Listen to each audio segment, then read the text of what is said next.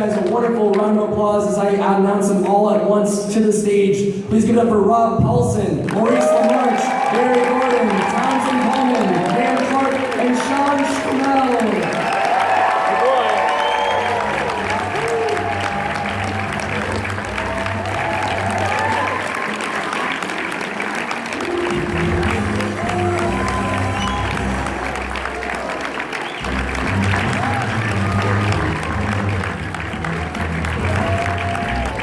Goku's on the end.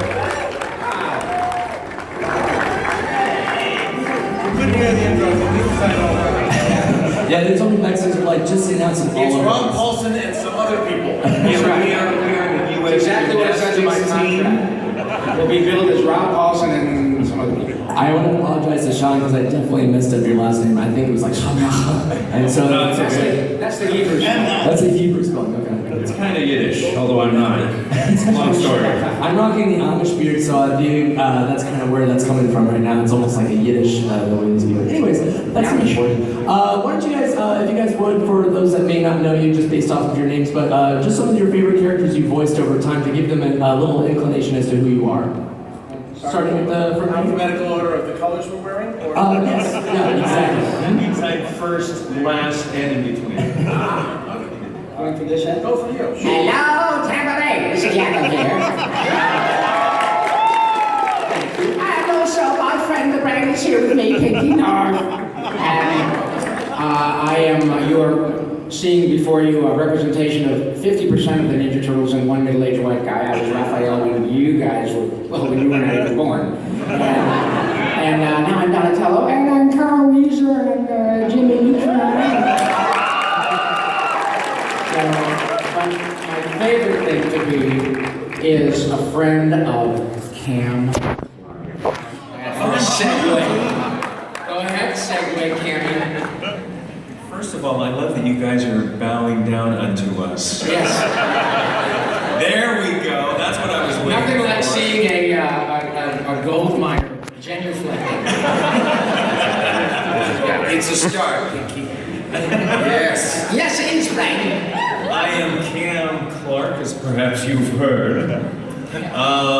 Leonardo of the Teenage Mutant Ninja Turtles. We've got to think of something fast. Freddy the Ferret from Barnyard.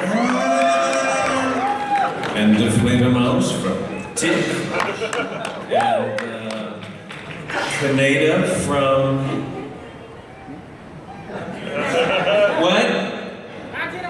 What? Oh, Akira. Take the wall! When He-Man and Prince Adam, by the power of Grayskull, I have the power!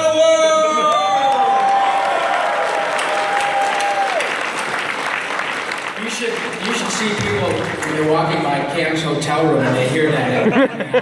I stand in the window on the 23rd floor with just my big boy underpants. Yeah. So that was you. But speaking of swords, I know we're just introducing, but speaking of swords, Townie got the greatest picture. You know you're at a Comic-Con when you go into the stall of the men's room and someone has forgot and left their sword? Yeah. In the stall. In the stall. In the toilet for you to sit on. Sorry. Go ahead, Brian. Tell them who you are. My name is Maurice and I'm an alcoholic. Hi, Marie. Everybody. I'm Maurice Lamarche, and you might know me as the voice of the Brain from Pinky and the Brain. My dear Coleman here. I'm also show up frequently on the show Futurama, which is on. By the way, I am normal than you, Casper. let me just interject.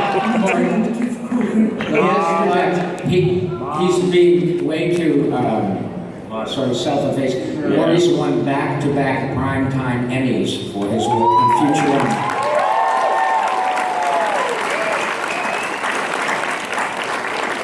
This from my Emmy-winning friend Pinky from Pinky and the Brain. You have enough to make earrings out of. course, I've won. The hearts of millions. Mr. Diplomacy. And currently I'm Grumpy on the 7D for the little ones, and also Chief Charlie Burns on Transformers Rescue Bots. And you hear me every day on your car radios and on your TVs during the Olympics as the voice of Lexus, the 2016 Lexus GS.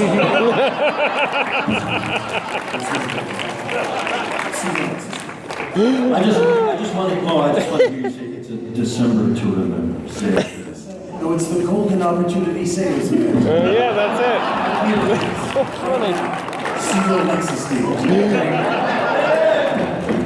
Ladies and gentlemen, the former president of the Screen Actors Guild and the man who got his SAG card before I was even born, Mr. Barry Gordon!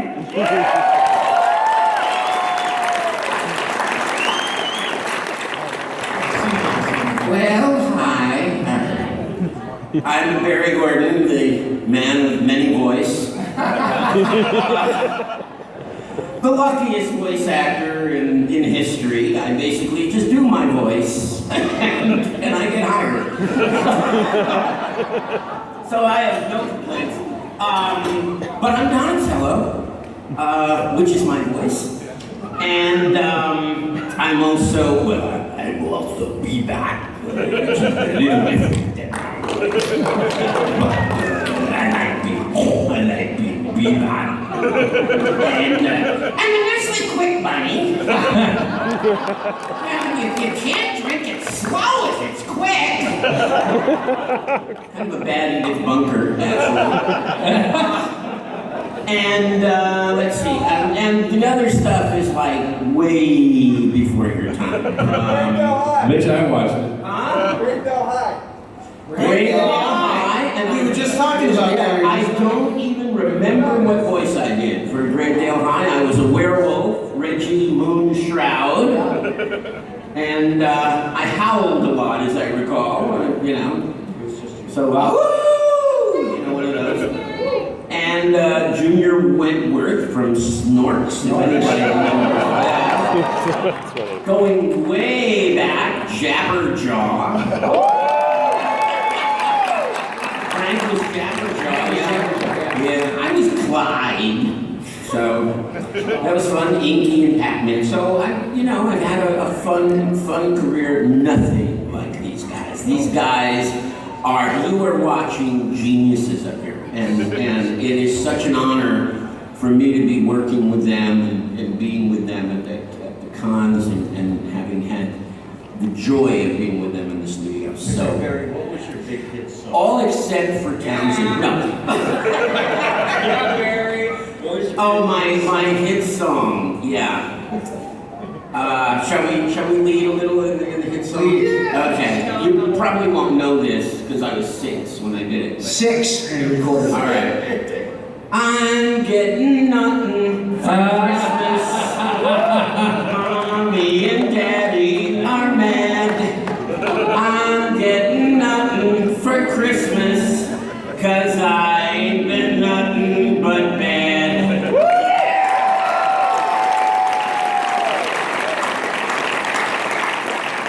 The great Townsend Coleman, ladies and gentlemen. There's no way to top that. But I am mighty!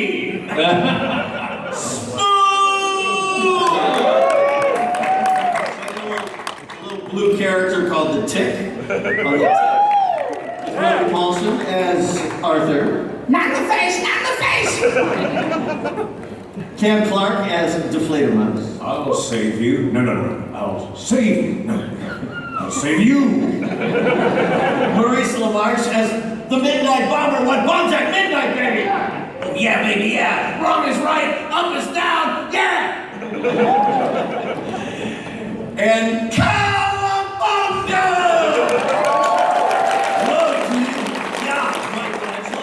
Original Teenage Mutant Ninja Turtles. And also, you remember the little red 7-Up dot?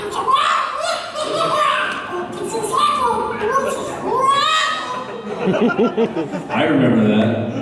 I do. I'm gonna kill that dot. No, I'm kidding. It's great, actually. Just for last. And Just for it was you. Goku on Fraggle Rock going and looking for my uncle Yeah. traveling Matt out in outer I remember that too. I watched that too. Yeah, we go eat radishes and doozer sticks, and Rob was on that too, and Rob was boober. If you guys have not watched the original Fraggle Rock, you're missing out. Because that is the bomb. Yeah, I was boober. I'm an alcoholic. Well, I will be. Marjorie the trash heap. Yes, I was Marjorie the trash heap. It sounded like Maurice Sky as a trash heap. Thank God I took so many. Never mind. And I don't know if you saw Transformers animated, I was Sentinel Prime, a bit of a jerk. But I approve this message. All right. This you don't need to know. Hey, Tony, you and I were also on a really, I thought, pretty awful show called Space Cats. Yeah, It was dreadful, but we had a great time. Yeah, Robbie and I and Pat Brady were in three Space Cats. Yeah, I was Scratch. Yeah, Pat was Sniff, and you were Tom. I was Litterbox. I was additional voice. Thank you. And ladies and gentlemen, Mr. Townsend. I have no business being here. So, I've spent a couple of cons with these guys, and I think something you guys don't realize, I often get asked, how do I get into voice acting? How do I get into voice acting? This is a large part. I'm not kidding. I'm not kissing, blowing sunshine. So if you guys get to know me, I don't give compliments when they're not deserved. I don't, because it just hurts hard. But for me, started off when I was a kid at Rich Little and Bill Cosby and stuff like that. But when I was in college and high school, I was copying these guys. I was going every day after college, going to watch Ninja Turtles, watching Pinky and the Brain, copying the voices, trying to do impressions all the time. 10 years before I was a voice actor. So any work I do is massively influenced by all these guys. I'm not kidding. This is not sunshine I'm blowing up your asses. This is the honest truth. So if you guys... Who has the biggest line? Who has the voice of Goku? You guys are nice. I'm blown away. I'm like beside myself when I'm sitting here because I'm literally playing Ninja Turtles episodes in my head from college, and eating pizza and going, oh, radical dude, and trying to do the voices. And here I am sitting with these guys. So when you guys are like, oh, I'd like to work with you someday, I'd like to this, and you say this to me, I'm doing that thing that you're hoping to do, and I'm geeking out. So I'm not even gonna talk about what I do for a living. So you guys are fucking great. Sorry. You are. Sorry. I'm thrilled to be here on this panel. I'm just gonna shut up and let these guys talk because they're freaking amazing. I'll never be as good as these guys. Trust me. Trust me. Just when I start thinking I'm good, I hear Maurice bust out another voice of Paul, any of you guys, and I'm just like, oh shit, I can't do that. I can't do that. Voice acting school, which doesn't exist. This is the voice acting school right here. Voice acting school sitting right in front of you. Sorry. I had to say it. Sorry. Thank you. It's all the time we have for questions. We're going to go ahead and open it up to the audience. Right over here, you guys could actually take a knee that's behind. Once you get up to the microphone, that way we're just not blocking anybody that's over there. That way they can still see that there are giant video monitors. So right over here, we'll start with Ariel. Go ahead, what is your question? First, nice rack. Or just for you. And you're a boober too. My room number is 2 o'clock. Well, first I just wanted to say I grew up listening to every single one of you on this panel. And Thank you. Thank you. We can tell. But I have another question for Maurice Lamarche, a very obscure question. So if you have no idea what I'm talking about, I totally understand. But back in the 80s, you did an episode of The Facts of Life.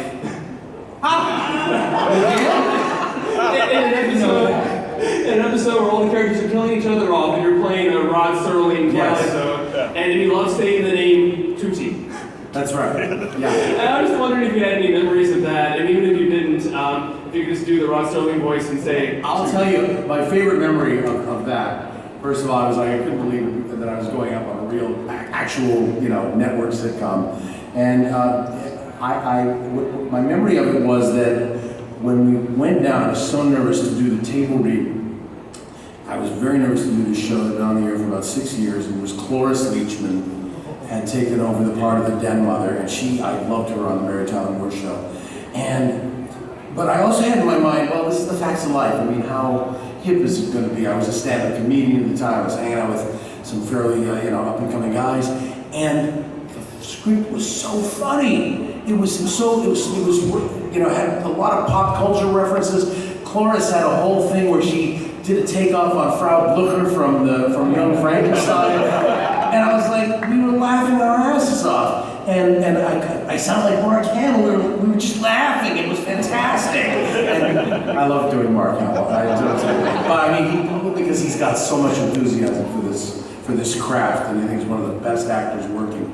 But so what struck me was how funny the script was, and then little by little they started taking out the jokes and making it was too edgy. The network notes were going, no, our audience is going to get that reference. And so by the time we went to air, it was about half as funny as it was. It was one of the more remarkable episodes because it was so surreal. But I just remember going, God, why'd they lose that joke? Why'd they lose the Frau Blucher thing? That was so hip.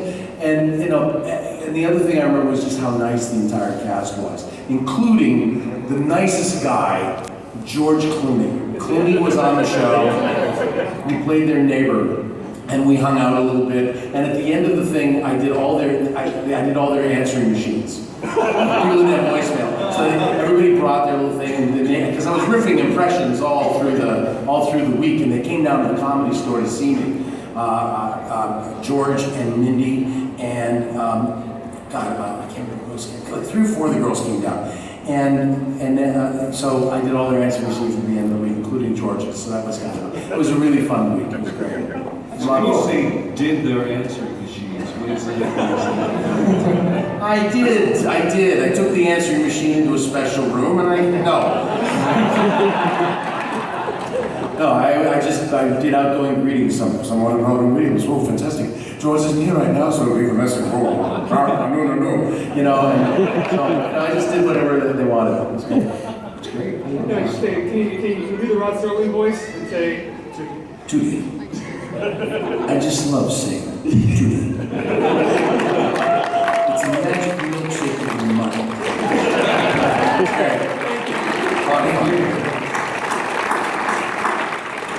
Right over here.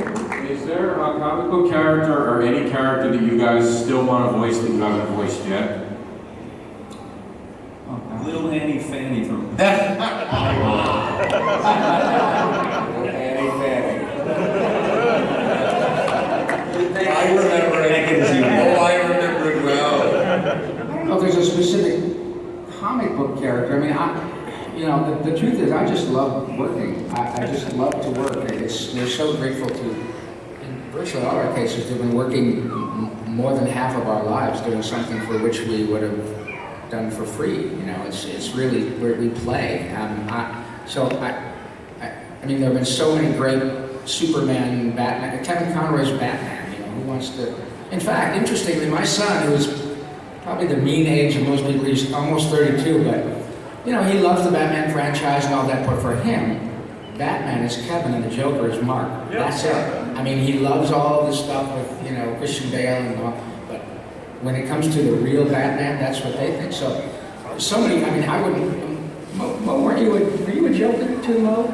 No, I came very close on the Joker for the Batman, right? In 2000, I think it was 2003, where it was kind of like Batman's first year. Romano played it, and they said specifically they wanted to do something very different from what Mark had done, which I thought why, because Mark's Joker is the template, the best. And he's played the Joker more than any other actor. 20 years, yeah. Everybody's, when you think of how many episodes he's played the Joker in, he's out there in the culture as the Joker, and everybody else is just taking a shot at it, So what I did was I found like a Hannibal Lecter with a sense of humor. So it was very close to what Ledger ended up doing. Now I got these scars. My father was a drinker. I love that too, I have to say. I do that to my trainer. When I'm at the gym, I know it doesn't look like, but I actually do physically train. And whenever I'm like, I'll come off like a machine and just grab him by the back and I go, why not I got these scars? But seriously, he's like a 17th degree black belt. And I paralyze him. He practically pees himself whenever I grab him. I only do it like twice twice a year, but he's so terrified. But but I never actually landed the Joker. And you know, to me, just if you haven't gotten the Killing Joke, if you haven't downloaded the bottom, they've got to melt down an Emmy and an Oscar and make it into one super award for Mark Hamill's performance in this. Yeah. He actually makes you care about, understand, and feel sorry for the Joker after he's crippled a major character. Like after he's actually crippled a major character and he's still sort of going, oh, I get why he's like that. That's a major acting job to me. Hamill is genius in that. When I think about characters that I like to play that I haven't, I usually think, does it pay? Awesome. I have shows that I wish I did. I got, I don't know, 2 or 3 callbacks for Philip J. Fry in Futurama. And you'd have made a wonderful film. Thank you, but you know what? The truth is, when I saw it on the air, and Billy and I all of us are very close to Billy West and those folks, and they made the right choice. I got really close, and I really would have liked to have done that, but Billy was, they were correct, and in the sort of fullness of time, you look back and objectively say, yeah, they made the right choice. The choices Billy made were better than mine. So, you know, it's always nice to just to work and get a gig. Yeah, well, you know, I was cast as Haji. Oh boy, here we go. In what is it? Johnny Quest. Johnny Quest. I love that voice. And I got really close to it, meaning I booked it, and they replaced me with Rob Paulsen, and I still think they made the wrong choice. Sim, style freaking bim. I was flown up to Marin County. Both were. That's right. We were both up for Howard the Duck. Yes, we both were. Yeah. Crazy Howard was you're thankful you didn't get. Thank God. And I remember we went up there. Gloria Katz and Willard Katz were running the ADR session to audition voice guys for Howard the Duck. Yeah. And I remember being at Skywalker Center. Looking at the screen, thinking to myself, well, it looks like a guy in a duck suit. What is the big deal? You guys are making this is secretive, and you're bringing all these people up. It was silly, and no shit, it tanked. I think Rob just said something really important, which is, because my answer is no. There's really nothing that I've seen other people do that I would want to voice because I love what other people do. So I think that's what's important. Usually the casting people get it right. They really do. And I mean, with Turtles, when we started the audition process, we all read for everything, as I recall, right? We all read for all 4 Turtles. But you know, then they looked at it and they said, well, yeah, you're Donatello, and you know, of course, you and, what is it, you and Cam? You and Cam had a little battle for Michelangelo and Leonardo. They could have been neck and neck there. Well, when they first cast us, they knew that Rob was going to be Raphael, Barry was going to be Donatello. Yeah. With Cam and I, they didn't know whether who was going to be Michelangelo or Leonardo. And so it was at the first recording session that we did our first read-through, and Stu Rosen, the voice director, dialogue director, said, Tony, you go ahead and do Michelangelo first pass, and then we'll switch. Have Cam do it on the second pass, and after that first pass, they just never changed it. Yeah. And I ended up with Michelangelo. I mean, it was really just sort of a roll of the dice.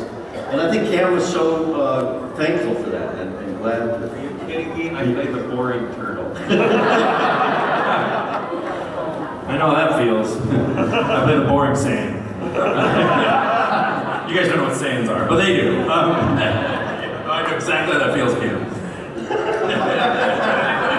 We've got to do something. Is that a line there? Yeah. We're gonna keep going. We're getting down to 12 minutes left in this, so we want to keep. We want to try and get through as many questions as we can for these guys. So let's go right over here. Hi everyone. By the way, big fan. I love all of you guys, but I do just want to say specifically to Paulsen, I want to thank you for your podcast. Oh, thank you. Us too. Yes. A lot of birthday, so thank you for that. I'm not going to play the favorites question game, but is there a specific character that you play that holds a special place in your heart for sentimental reasons, or one that you hold dear to your heart? Go ahead, Sean. For me, actually, it's funny that you mentioned that, because Goku would be it only because that character, I mean, I've done dozens of characters since then, and I've been lucky enough to do some more prelay work since I've moved to LA, but Goku is special because it was my first audition. And so before that I was, I'm gonna direct my attention over here because Mr. Kid who has a French horn thing you wouldn't understand. I do understand, and I've got my mouthpiece with me, but I was a professional horn player, and then I had my friends bug me to audition for this show because they thought I did great voices, and so Goku is this separate little thing that's separate from all my other work because of, it led to everything else, and so that's my special slot in my voice acting world. You guys, special character? Oh gosh, well thank you very much for your kind words about the podcast. All of these people have been on it too, so thank you. It's really difficult to say. I love Pinky. I love the Turtles. I have been a lottery winner, so it's pretty difficult for me to specify. But if you ask me what my favorite job is, I would have to say the next one, because that means I'm working. But thank you for asking. Awesome. Anybody else? Let's take a couple more. Yeah, let's. Well, I just want to say, I have a lot of favorite characters too. And they're all my kids, but about this upcoming election, I know that many of you feel it's a choice that's of the lesser of two evils. I don't think you're wasting your vote if you do a write-in candidate. Yes. And this is my answer to Trump. I just want to. Pinky and Brain.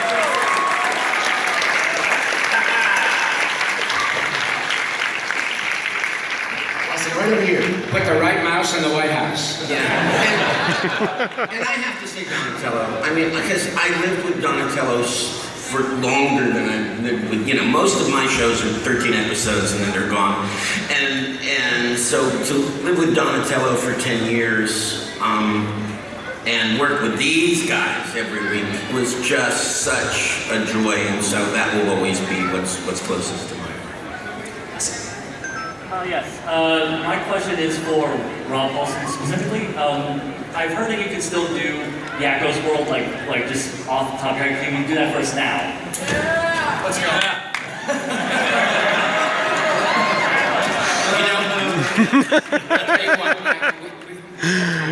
Yeah, we have 9 minutes. Okay, then that's all we need. You know what? I will be happy to do that. Let's get a couple more questions in, and then I'll do that when we're done. Yeah, you want to end with that? We'll end with that at the. That's fine. I just want to give a few. Yeah, of course, right over here. Thank you. For at least half of you, because I know that. Top half or the bottom half? The talented half? Well, those who can sing. Is it hard to sing in character? I think it can be. I mean, you do your little voices and you're, singing as incorrectly as possible. Anything you would learn in vocal lessons or something like that. You're singing in little voices. It's like if you've seen the show Avenue Q, where they do one of my favorite shows. But they're up there, not only are they holding puppets, but they are singing big Broadway songs in this voice. So it can be very difficult. I find I can only sing in character. I can't sing in my own voice. I go flat in my own voice. That said, I had to sing the song The Flame as Yosemite Sound. That might have been the most challenging piece of singing I've ever done. Brainstem is easy though, but I'm not going to sing it now, Rob. You get the list song at the end. Neurocampus, something like that. Brainstem! Thank you. No, it's Hippocampus neural node, that's it. Awesome. Thank you. Right over here on the right side. On my right, your left. God, I just actually got nervous. For one thing, is it possible for you guys to do an ad-lib with your major characters? Is it possible? Yes. It's possible, yes. Would you like to Do it right now, no. We don't have time. Unfortunately, we don't. They do have, they are doing autographs and stuff. You can go over to their booths and stuff and get autographs and take pictures. Yes, that's We actually have one panel right now. Yes. That's my nose. We're moving on. You watched Maurice. In the 2009 movie Turtles Forever, I realized Sean played in the 2009 movie Turtles Forever. Yes. I realized Sean played the '84 version of Raphael. I played Mirage Raphael, where they go back in time. Yes. I don't remember how I did that voice, but yeah. What were your questions? Sorry. I was curious. I mean, I was a little disappointed to not hear the rest of your voices on that. I was wondering why did 4Kids Entertainment not? Oh, I can explain that a little bit. I don't work for 4Kids Corporate, and I didn't at the time, but that, by that time there was a new cast of Ninja Turtles that had gone from 2003 to like 2010, and I worked on that as like guest bad guy every week. And then I was Shokunabo and Constable Biggles and stuff like at the very end regularly. So I was doing the whole doing like this, and then that was all they said, like doing the whole British thing. They're trying to do a John Cleese thing, but when they did the movies, they wanted to use for back in time. I don't know that 4Kids could have legally. The problem was 4Kids is a non-union shop, and I was non-union at the time. And if they wanted to get this cast, it would have been a very complicated. So I'm guessing that it had to do with they already had the Ninja Turtles that they were using from the 2003, 2010. When they go back in time, getting these guys could have been financially and legally difficult, is my guess.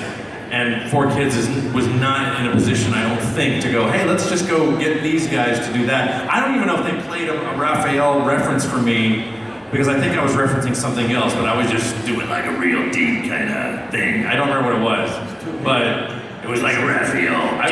Do you fear us? Yeah, do you fear us? Yeah. It's like, I don't know, something crazy like that. But I don't, that's probably the reason, is my guess. Excellent, I really appreciate that. I was just curious a little bit because, I love all you guys, and the episode Transdimensional Turtles in the new show. Isn't that cool? It's my favorite episode. Yeah, that was a blast. Stay tuned. There may be a couple of more. Yeah. Maybe. Don't you love the part of the Transdimensional Turtles where the new Donatello is talking to the old Raphael? It was beautiful. With no chemical inducement. Let's hear from the 49er. Yes, this will have to be our last question, unfortunately, guys. Maurice We are running low, Maurice we are on a very big existence time here. constraint, so I apologize for anybody. But once again, they do have wonderful booths upstairs. Please visit them, get pictures, autographs.